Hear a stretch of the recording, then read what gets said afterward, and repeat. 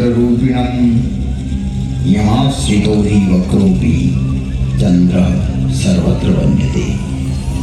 भवानि शङ्करौ वन्दे श्रद्धा विश्वासरूपिणौ याभ्यां विना न पश्यन्ति सिद्धः स्वान्तः स्थलीश्वरो। तुम त्रिभुवन गुरुवेद बखाना आन जीव पावर का जाना। विश्वनाथ ममनाथ पुरारी त्रिभुवन महिमा विदित तुम्हारी, विदित तुम्हारी, विदित तुम्हारी।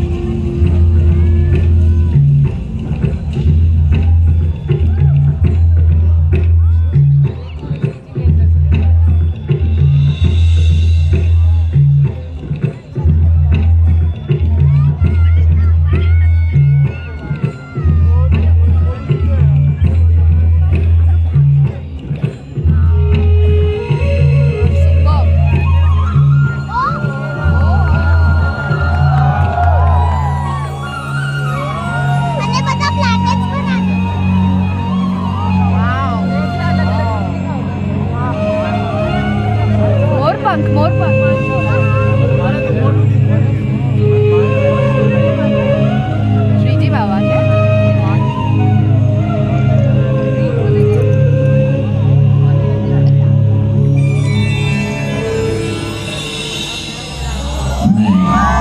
विश्वास बोल रहा हूं। मैं सर्वव्यापी हूँ।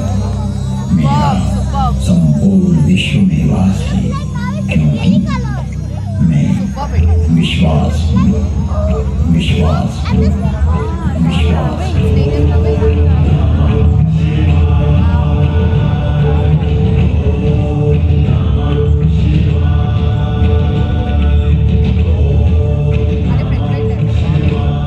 इस अंतहीन ब्रह्मांड में प्रचंड प्रलय करता एवं प्रलय नियंत्रक मैं ही हूँ।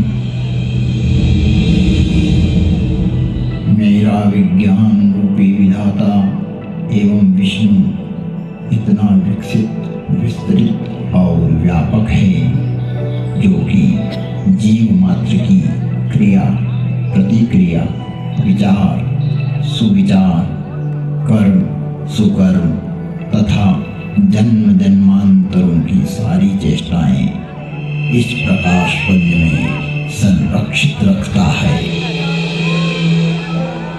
और फल सुफल का प्रतिफल यहीं से प्रादुर्भूत होकर परिणाम में परिवर्तित होता रहता है। मेरी इस संरचना में से किसी का कोई भी किया हुआ कर्म मिटाया नहीं जा सकता। जन्म हेतु सब कह पितु माता, कर्म शुभा शुभ देहि विधाता। जन्म का कारण तो माता पिता ही होते हैं, लेकिन शुभ और अशुभ कर्मों का फल तो विधाता रूपी विज्ञान ही देता है। यही है उद्भव, पालन एवं विलय की प्रक्रिया। इस ब्रह्मांड का संचालन मेरा ज्योति स्वरूप लिंग स्वतः ही संचालित करता रहता है। यहाँ एक स्पष्टता आवश्यक है कि पुरुष नपुंसक नारी वा जीव चराचर कोई, सर्वभाव भज कपट तजी, मोहि परम प्रिय सोई। इस चराचर जगत में व्याप्त जीव मात्र, चाहे वो पुल्लिंग हो, स्त्रीलिंग हो, नपुंसकलिंग हो या चराचर जगत में किसी का भी प्रतीक हो, अर्थात किसी भी लिंग का जीव हो, कपट छोड़कर जो भी सर्वभाव से मुझे भजता है वही मुझे परम प्रिय है। यहाँ लिंग का अभिप्राय श्रेणी, वर्ग, वर्ण, विभाग से है, किसी के प्रतीक से है, न कि कोई अंग विशेष। जगजोनि पुनिधरहि शरीरा, तिर्यक योनिया, जलचर, थलचर, नभचर, जैसे पशु, पक्षी, कीट, ब्रह्म, मीन आदि आदि योनियों में प्राणी देह धारण करता है। जैसा कि हमारे यहाँ 84 लाख योनियों का वर्णन मिलता है। स्पष्ट है कि योनि अर्थात जीव का एक प्रकार।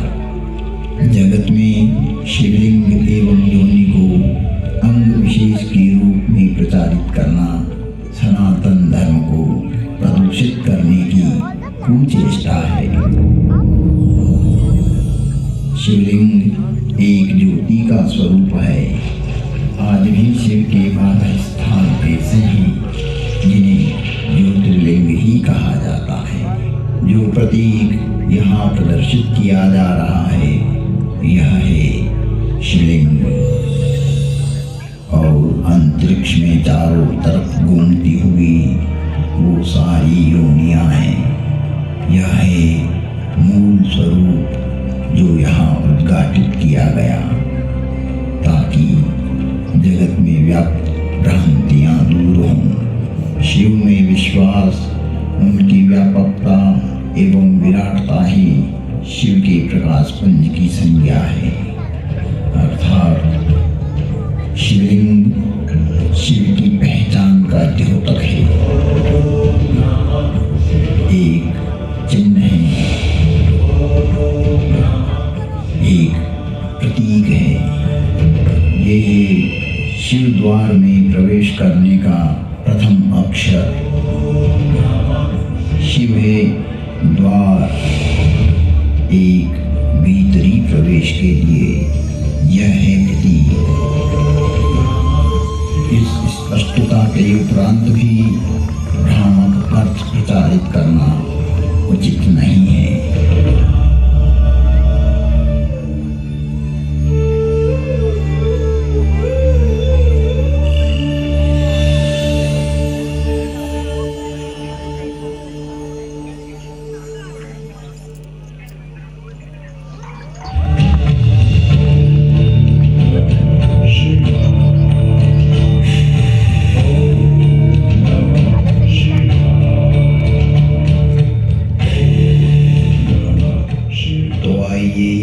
प्रवेश करते हैं एक कालातीत कथा में जिसकी काल गणना असंभव है। घटना युगों पहले की है कि जब अनेक अंतरिक्षों में अनेक ग्रहों पर उद्भव, पालन और संहार हो रहा था।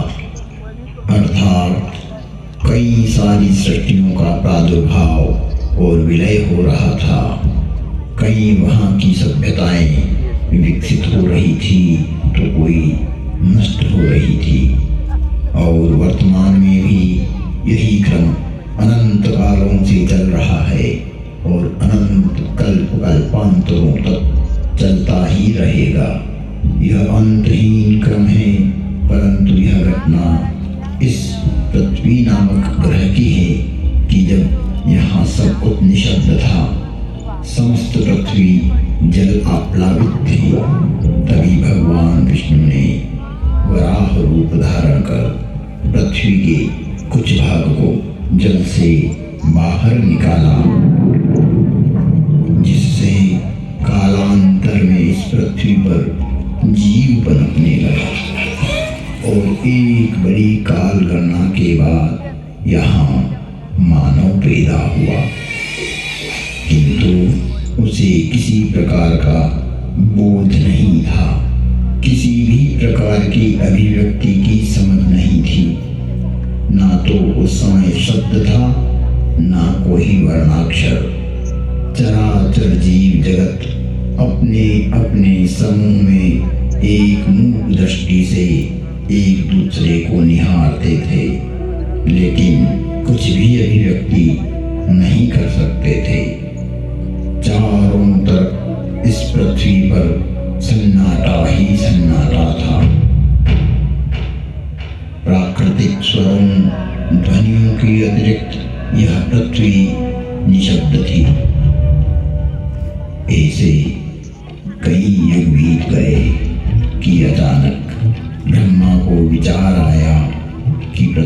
का निर्माण हो चुका है। विष्णु ने अपनी व्यवस्था भी व्यापित कर दी है, लेकिन शब्द की उत्पत्ति कौन करेगा? बिना वाणी अभिव्यक्ति कैसे हो पाएगी? जब ब्रह्मा और विष्णु को प्रेरणा हुई कि देवों के देव महादेव ही इस सृष्टि में शब्द की स्थापना कर सकते हैं, शब्द ब्रह्म का दान दे सकते हैं,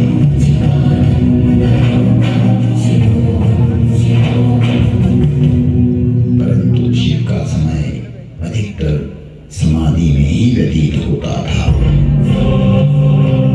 जगत में वेद की स्थापना के लिए, मनुष्यों में, प्राणियों में सत्य, प्रेम और करुणा की भावना प्रकट करने के लिए, शब्द को देख देने के लिए महादेव को समाधि से जगाना अति आवश्यक है। जब ब्रह्मा, विष्णु और सारे देवताओं ने महर्षि पाणिनि को प्रेरणा की कि वो महादेव को प्रसन्न कर जगत में शब्द प्रकट करने की प्रार्थना करें।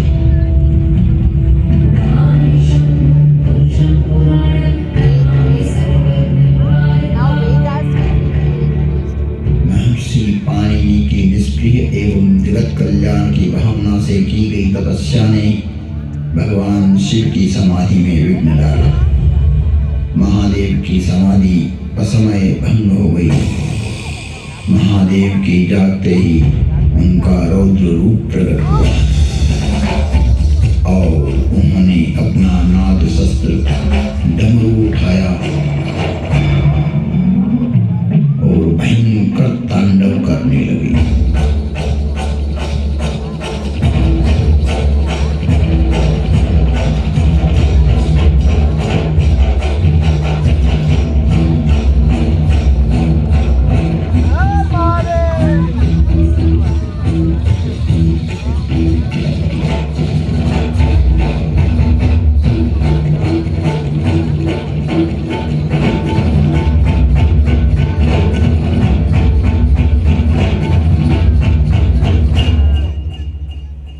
इतना भयंकर तांडव किया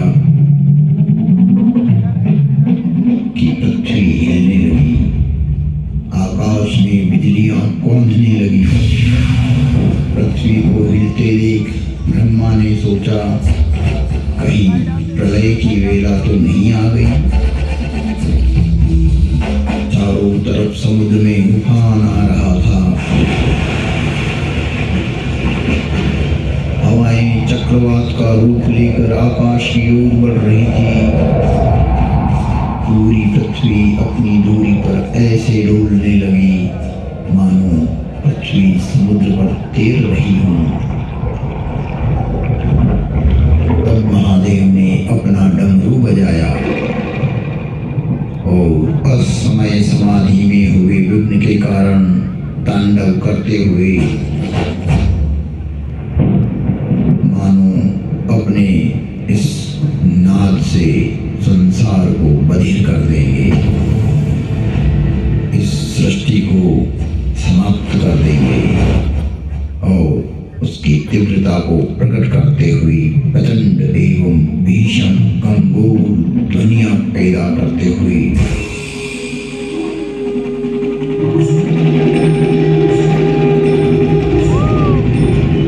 उग्र एवं महिमामय भयंकर डमरू नाद किया, जिससे प्राणी मात्र की श्रवण इंद्रियां लुप्त हो गई।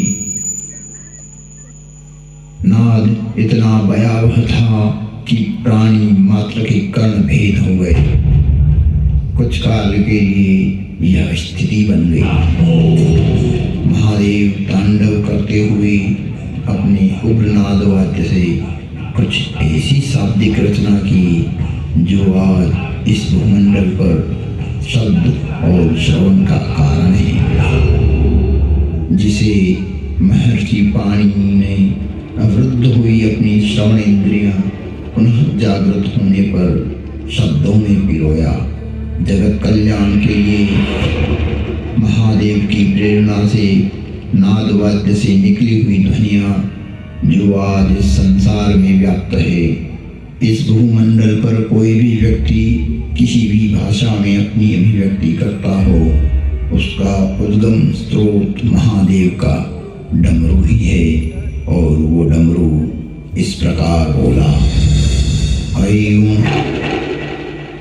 ऋ ऋ ऐं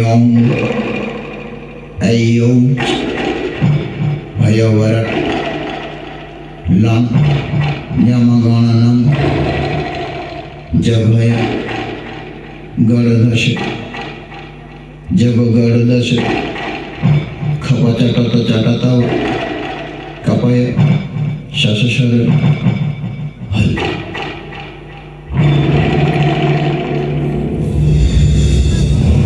ऐं ऋ ऐं ऐं भयवरट लं यमगणनं जभय गणदश जगगणदश खपचटत चटतव कपय शशशर हल।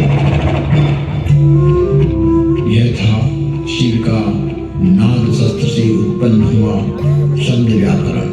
इससे शब्द की संरचना हुई और डमरू ने जिस प्रकार ये 14 शिव सूत्र परमात्मा शिव ने जगत को दिए, वो आज सभी की अभिव्यक्ति का कारण है। इति माहेश्वराणि सूत्राणि अनादि संज्ञार्थानि ऐसा मंत्या इतः अकारादि स्वकार उच्चारणार्थ लं मध्ये